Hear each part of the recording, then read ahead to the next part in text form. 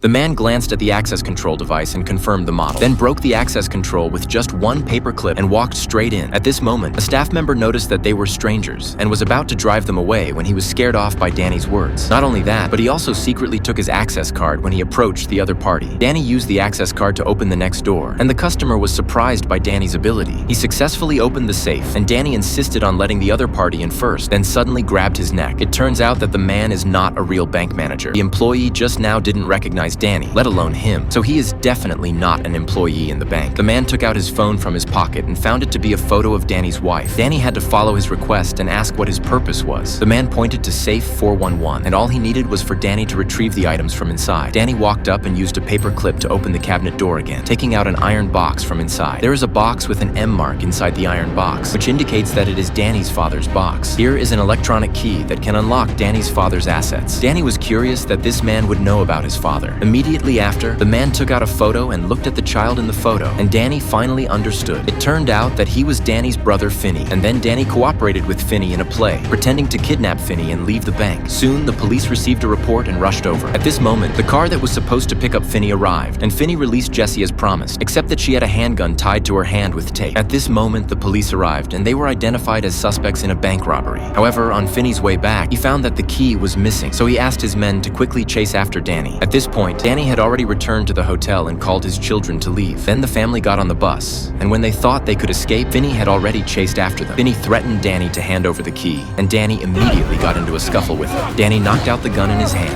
and led him to an open area on the second floor. After several rounds of fighting without a clear winner, Jessie came up to help.